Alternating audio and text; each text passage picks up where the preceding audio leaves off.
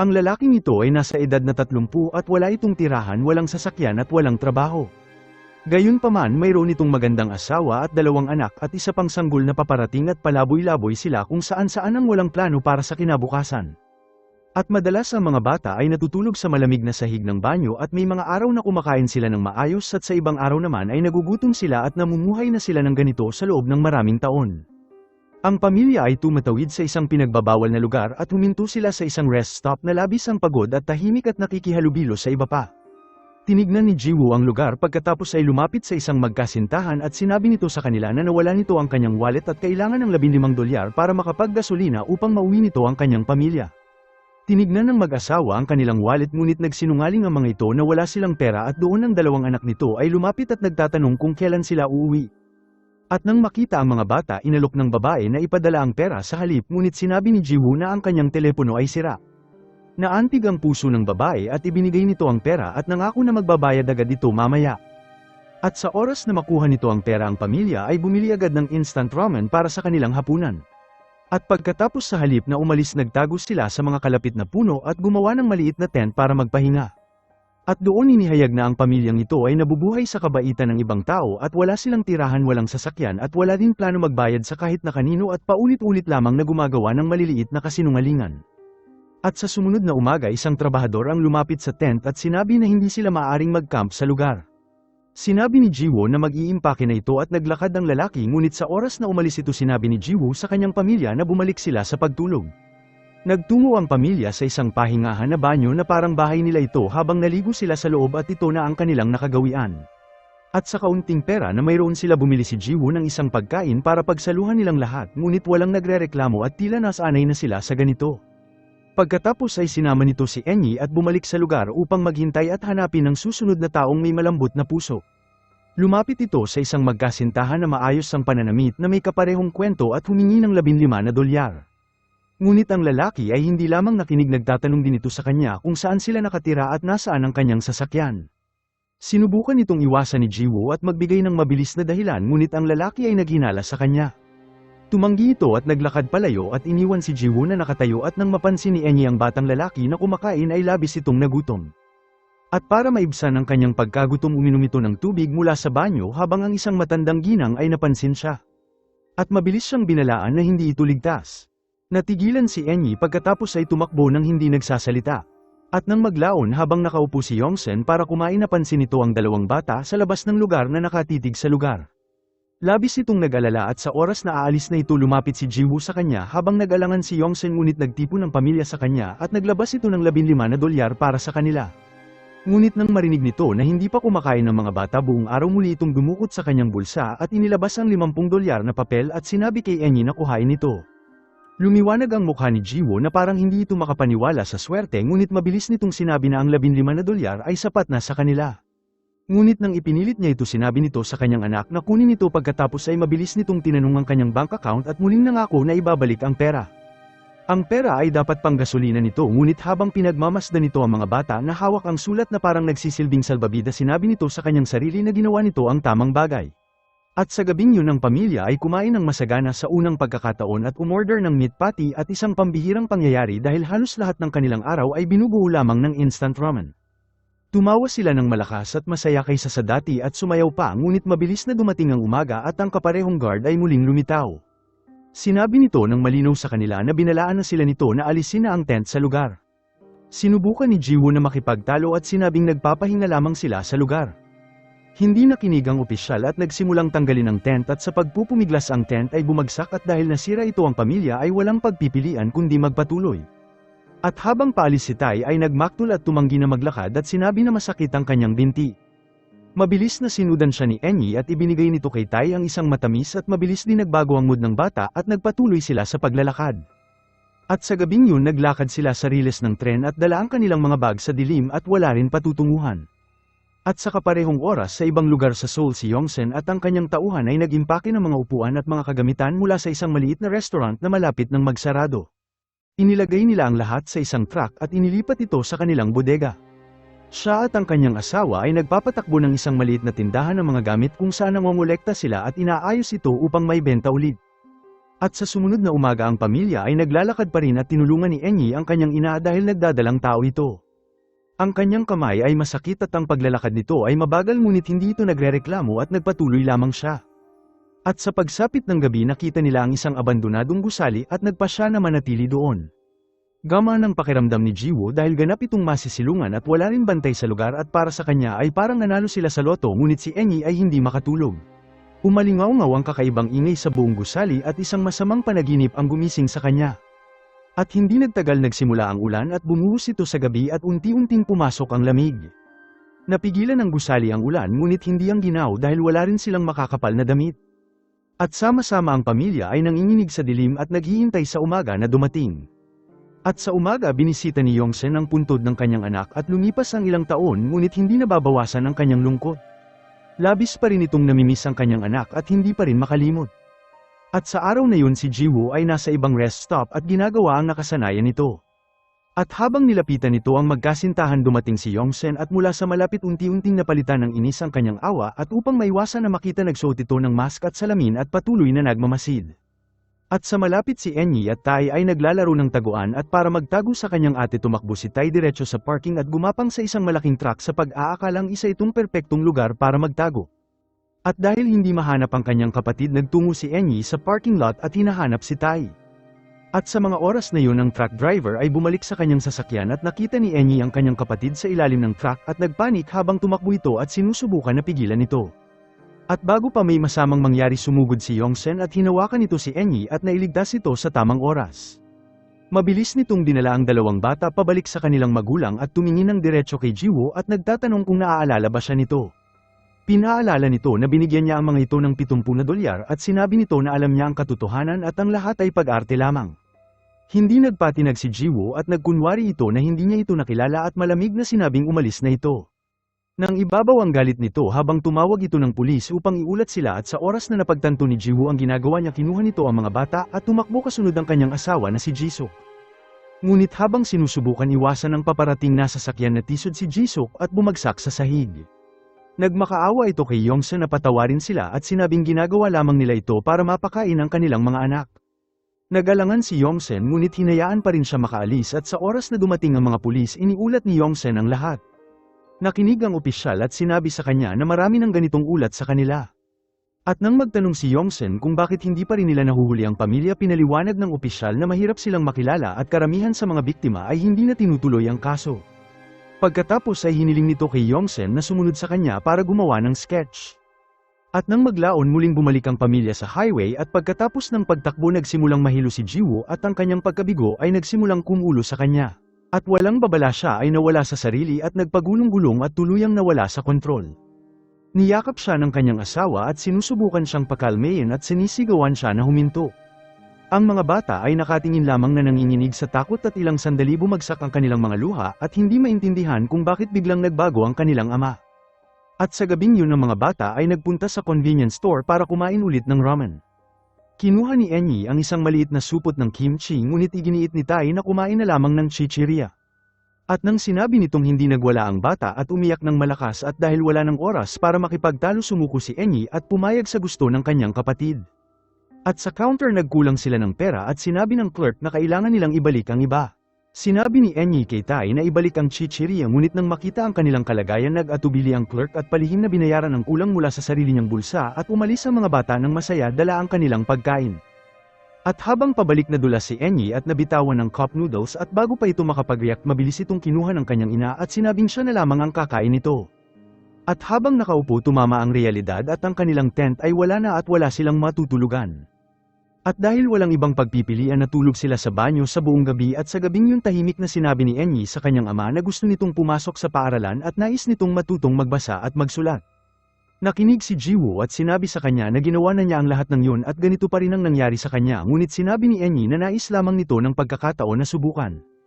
At nang marinig ito humingi ito ng tawad sa kanya at tinawag ang kanyang sarili na talunan at sinabing nalulungkot ito dahil hindi man lang siya nito kayang ipadala sa paaralan.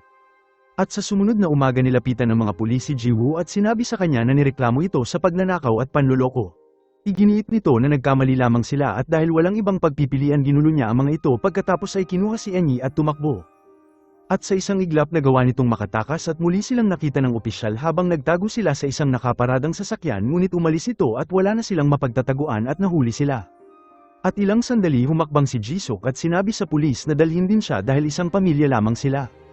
At sa istasyon si Jiwoo ay tinanong tungkol sa panloloko ng mga tao at nang hiniling ng opisyal kay Enyi na isulat ang kanyang pangalan na tigilan ito dahil hindi niya alam kung papano. Ang opisyal ay nagulat dahil ang mga bata ay hindi marunong magbasa at magsulat kahit pa sila ay 5 taon at 9 na gulang na. Ipinatawag si Yongsen upang magpatotoo at sinabi ni Jiwoo na hindi pa niya ito nakikita at inakusahan ito ng mga maling paratang. Ngunit malinaw na pinakita ng CCTV na nag-abot ito ng pera sa kanya at nasangkot din ito sa isang kaso ng pandaraya sa redevelopment. Kahit ganoon iginiit pa rin ito na hindi niya kasalanan ang mga ito at nang magtanong ang opisyal kung kasabwat ba si Jisuk mabilis sinabi ni Jiwoo na wala itong kinalaman at nagmakaawa kay Yongsen na patawarin siya. At dahil wala itong pirming tirahan nagpa siya ang mga pulis na ikulong siya at hiniling ng kanyang asawa na ikulong din ito kasama siya ngunit tumanggi ang mga opisyal. At habang paalis si Yongsang nakita nito si Jisuk at ang mga bata na nakaupo sa labas ng istasyon. Pinilit nito ang kanyang sarili na lumayo ngunit ang kanyang konsensya ay pinigilan siya habang lumingon nito at sinabi sa kanya na sundan sila. Dinala sila ni Yongsen sa kanyang bodega para sa gabi at sa loob ang lugar ay napupuno ng upuan at lamesa. Ipinakita niya sa kanila maliit na silid ng empleyado na maaari nilang tulugan at isang kusina kung saan sila maaaring magluto at nagsimulang magluto ng karne para sa kanila. Ang mata ng mga bata ay kumislap at matagal na rin silang hindi nakakakain ng karne. Gumawa rin ito para kay Jisuk at ito rin ang pinakamasarap nilang hapunan sa loob ng mahabang panahon. At sa gabing yun si Jisuk at ang mga bata ay nagkaroon ng kanlungan ngunit nang sinabi ni Yongsen sa kanyang asawa ang tungkol dito ang mood nito ay nagbago at malinaw na hindi ito masaya at sinabing hindi dapat ito nagpapapasok ng hindi kilala sa lugar. At sa sumunod na araw pinakilala ni Yongsen ang kanyang asawa kay Jisuk at sa 2 bata. At nang makita sila ang kanyang puso ay naantig at hindi rin niya sinubukan paalisan ang mga ito. At kalaunan malumanay na sinabi ni Yongsen kay Jisuk na ang mga bata ay dapat nasa paaralan. Dinala niya ang mga ito sa isang tindahan ng kagamitan at binilhan ng mga aklat at aralin para sa kanila. Hindi mapakali si Jisuk sa pagtanggap ng tulong kaya sinimulan nitong linisin ang tindahan at sa kagustuhang kumita rin ng pera. At kalaunan naupo si Yongsen sa tabi ni Enyi at nagsimulang turuan ito kung paano magbasa at magsulat. At habang nagtuturo ito ang alaala ng kanyang anak na lalaki na pumanaw ay muling bumalik. Tumulo ang kanyang luha ngunit nagpatuloy pa rin ito at sa araw na yun kumain sila ng magkakasama. Masayang sinabi ni Tai na ito ang pinakamasarap na noodle na natikman niya habang pinupunasan ni Dohan ang dumi sa kanyang bibig at pinapakita kung gaano siya natutuwa. At sa kaparehong oras si Jiwoo ay ikinulong at galit itong nagsasalita at sinisisi si Yongsen at iginiit na nagkukunwari lamang itong mabait at nagbigay sa kanila ng sobrang pera kahit hindi niya ito hinihiling. Isa pang preso ang nagsabi sa kanya na tumahimik at nang patuloy itong nagsasalita inatake siya ng lalaki at kinagat siya ni Jiwoo habang mabilis siyang inilipat ng selda.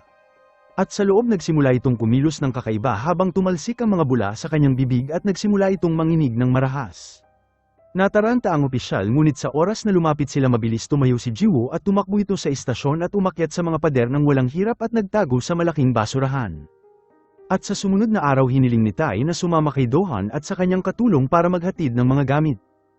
Nanatili si Enyi kasama si Jisuk para tumulong sa paglilinis ng tindahan at habang nagtatrabaho sila nalaman ni Yongsen na si Jisuk ay 7 buwan ang buntis at hindi pa nagpapatingin sa doktor kahit isang beses. At dahil naalarma iginiit nito na dalhin siya sa isang klinik at doon pinaliwanag ng doktor na ang sanggol ay nakataob. Ang kalusugan ni Jisuk ay mahina at may malaking posibilidad na ang sanggol ay isisilang ng mas maaga. At nang marinig ito si Jisuk ay nagsimulang mag-alala ngunit hinawakan ni Yongsen ang kanyang kamay at sinabi sa kanya ang lahat ay magiging maayos. Samantala habang naghahatid ng gamit sinabihan ni Dohan si Tai na manatili sa sasakyan ngunit ang bata ay biglang sumulpot at nagtatago sa ilalim ng isang piraso ng gamit kahit na binalaan itong mapanganib. At habang nahihirapan sila panatilihin ito nadulas ito at bumagsak sa kanya. Nagpanik si Dohan at dinala ito sa ospital at mabuti na lamang hindi seryoso at nabunat lamang ang kanyang litid. Gayunpaman nakonsensya si Yongsen na nangyari ito sa panahon ng paghahatid ng gamit. Pinagalitan nito si Dohan sa hindi pagbibigay pansin ngunit sinabi nito na biglang dumating ang bata at hindi niya ito napansin. Nagtungo sila sa hagdan kung saan nagpatuloy ang pagtatalo at sinabi ni Dohan na kung hindi nito dinala ang mga bata sa lugar hindi sana mangyayari ang mga ganitong bagay. Sinabi nito na paalisin na ang pamilya at sumagot si Yongsen at sinabing iniiwasan nito palagi ang mga bagay na nagpapailang sa kanya. Sinabi ni Dohan na alam nito kung bakit niya dinala ang mga bata upang punan ang kawalan ng nawala nilang anak. At doon sinabihan siya ni Yongsen na lumipat kung kinaiinisan niya ito. At sa gabi si Yongsen ay nanatili sa kwarto kasama si Jisuk at ang mga bata. Nagtanong ito kung nagustuhan ba nila sa lugar habang tumango sila at sinabing hindi na masakit ang kanilang likuran. Pagkatapos ay nagtanong si Tai kung babalik pa ba ang kanilang ama at sinabi sa kanya ni Jisuk na babalik ang kanilang ama pagkatapos ng 100 na gabi. At sa ibang lugar si Jiwoo ay tumatakas habang huminto ito sa isang stall at mabilis na kumain. At sa oras na magbabayad bigla ito naging agresibo at hinihiling ang lahat ng pera sa may-ari. At sa oras na maglabas ito ng kutsilyo na tarante si Jiwoo at tumakbo papalayo. At habang tumatakas umaalingaw ang boses sa kanyang ulo at biglang bumalik ang mga lumang alaala kung saan nawala nito ang lahat at hinahabol ng isang lalaki at walang matataguan. At sa kasalukuyan nagsimula itong mawasak sa bigat ng sitwasyon at nagsimula nitong maalala ang name card na minsang binigay sa kanya ni Yongsen. Tinignan nito ang address ng tindahan ng gamit at balak na magtungo doon para makapaghiganti. At kalaunan si Dohan ay uminom sa isang maliit na kainan habang inihayag sa balita ang 200 milyong won bilang kabayaran para sa sunog sa isang youth center. Tinawag itong hindi makatarungan ng nasa kabilang lamesa at biglang sumigaw si Dohan kung saan isang away ang naganap. Hindi nila alam na ang kanyang anak ay namatay sa sunog na yon o ang sakit na tahimik nitong dinadala. At sa sumunod na araw tinuruan ulit ni Yongsen si Enyi kung paano magbasa. Nagpahinga sila ng sandali kasama ang iba at kumain ng ice cream at masayang nagtatawanan. At ilang sandali isang pulis ang dumating at sinabi nito kay Yongsen na ang kanyang asawa ay nasa istasyon matapos nitong makipag-away. Nagulat ito dahil hindi nakikipag-away si Dohan at sa istasyon pinaliwanag ng opisyal kung ano ang nangyari at nawala ni Dohan ang kanyang pasensya matapos na marinig na kinuha ng mga magulang ang perang natanggap mula sa kompensasyon at namuhay ng mapayapa. Naunawaan ni Yongsen na kahit hindi nito pinapakita labis itong naapektuhan sa pagkawala ng kanilang anak. At sa kaparehong oras nasa istasyon din si Jisuk at nagtanong ito sa babaeng opisyal tungkol sa kalagayan ng kanyang asawa at nalaman na katakas ito. Nagbabala ang opisyal na kapag sinubukan siyang tawagan ng kanyang asawa ay dapat niya itong iulat kaagad. At habang naglalakad si Enyi biglang lumitaw si Jiwoo at kinuha siya nito para yakapin.